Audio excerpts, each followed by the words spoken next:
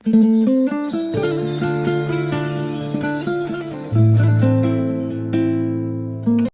алейкум дӯстони азизам, умедворам ки ҳамаи шумо хубу тансиҳат ҳастед. Чанқа буд ки дар каналамон влог набуд. Аз шумо узр мехоҳам ки ман чанқа шудагӣ влог сёмка накардаистам. Аз имрӯз бошад тасмим гирифтам ки барои шумо камтарак влоги хонагӣ сёмка кунам. ҳозир дар ин ҷо дӯстони азизам хостам ки камтарак самбуса бо сметана тайёр кунам ва бо ман бошед ва бубинед ки ман чӣ гуна тайёр мекунам. Шояд ки барои шумо писанд ояд ва шуморам низ тайёр намоед. барои самбусаи мо дар кор аст сметана, майонез, як дона тухм, орд, намак ва каме сода. ҳозир акнун мо тайёр карданашро шурӯъ мекунем. акнун ман оғоз мекунам. аввал сметана мегирем ҳамихел дар коса.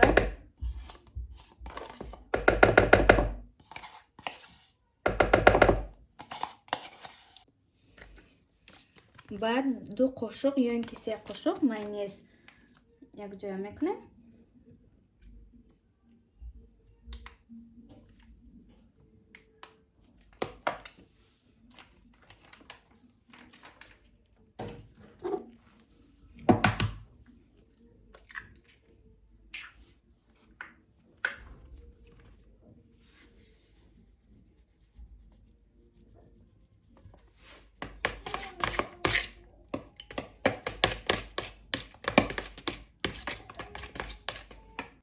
акнун камтараки дигар сода меандозему якҷоя мекунем ҳамаашро.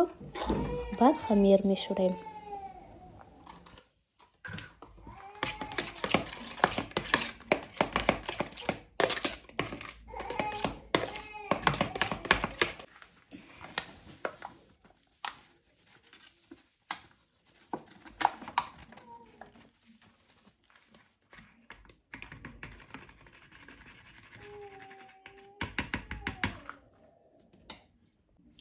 ва каме бошад рӯған якҷоя мекунем. ман аёдам баромад ки гӯям ки рӯғанам дар кор аст.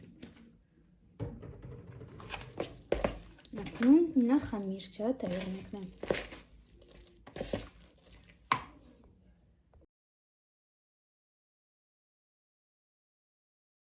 тайёр шуд. бинем хам мулоимаки хушро омад.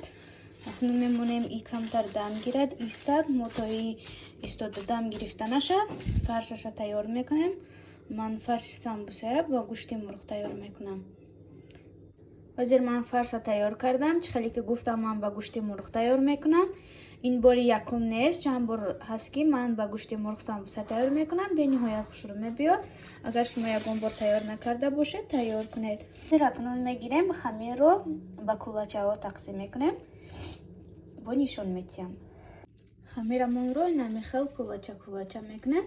ҳозир болоша мепӯшонем камтарак меистад. баъд тунук карда мепечонем ва боз барои мо дар кор аст барои даруни самбуса помидор ва сир. мехел майда мекунем помидору сира. чӣ хеле ки мебинед аввал зуғоламона мо ҳамихел тунук мекунем. баъд фарш мемонем. дар болои фарш помидор ва сир мемонему ранги сабача мепечонем. ба фикрам ки ҳамаи мо шумо ҳамихел печонда метавонем. ҳамаи хамиромон ҳамихел тунук карда фарш мемонем, помидор ва сир мемонем. ҳамихел ранги сабача чӣ хеле гуфтам ҳамихел мепечонем. он қадар печонданаш душвор несту ва хамири ман камтар мулоим буд, камтар қийтар буд.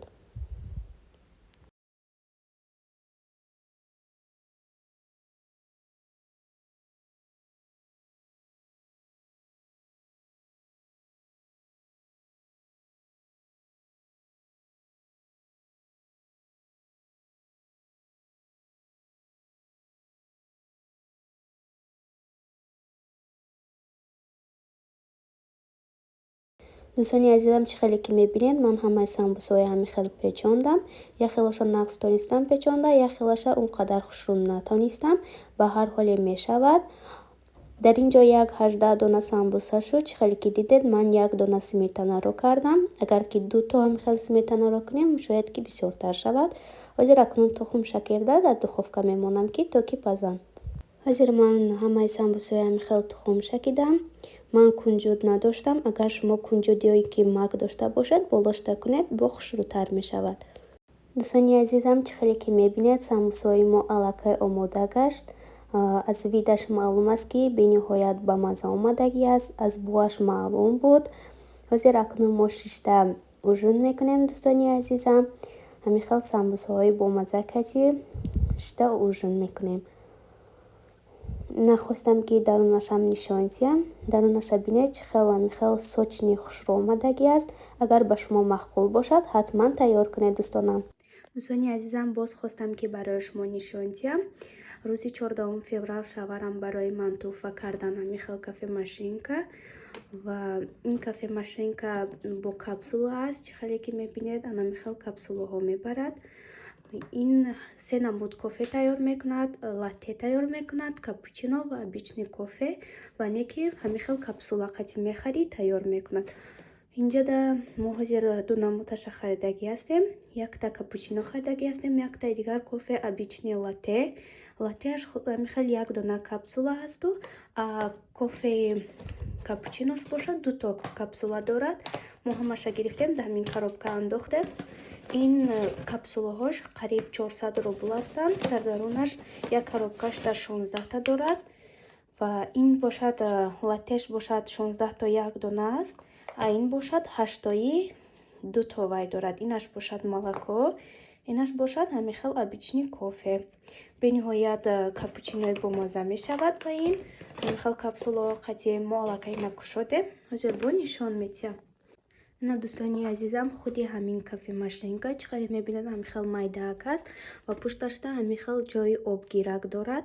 дар инҷа оби хунук мерезӣ ва ин худаш обро гарм мекунад ва инҷа бошад ҷои капсула. ҳамин хел капсула дар инҷа мемонӣ, худаш тайёр мекунад. обро гарм карда тайёр мекунад. инҷа бошад ҷои бакалмонег аст. хостам ки як бори дигар фаҳмонам ки капсулаш чанда дорад як коробкада. шояд ки нақс нафаҳмонда бошам. бо бисёриҳо менависанд ки чӯба ин хел гуфтӣ, ин хел гуфтӣ гуфта. дӯстони азизам, дар ҳамин як коробка 16 то капсула аст. на капучино ки бошад мешавад ки 8 вай дорад, молоко дорад, яъне шир дорад, шири қоқ, 8 дигар кофе дорад ҳамин хел капсула. айнини латтеш бошад, ин худаш як дона ҳамин хели капсула аст, 2 не, якта ҳамтари капсула истифода мебарӣ. вақте ки латте тайёр кардӣ, дар як коробка ҳамин хел капсула 16 та дорад. ҳамин хел дӯстони азизам, ин буд туҳфая аз номи шавҳарам барои ман. дар ин ҷо дӯстони азизам, ман влогро ба анҷом мерасонам. ба ҳамаи шумо хай мегӯям, худо нигаҳбонатон бошад. иншалло дар влогҳои оянда мефаҳмонам ки барои чӣ ман кам видео карда истодам, барои чӣ мо кам ҳастем дар ютуб гуфти гапо. ҳамашро иншалло нақзакак мефаҳмонам. хай дӯстони азизам.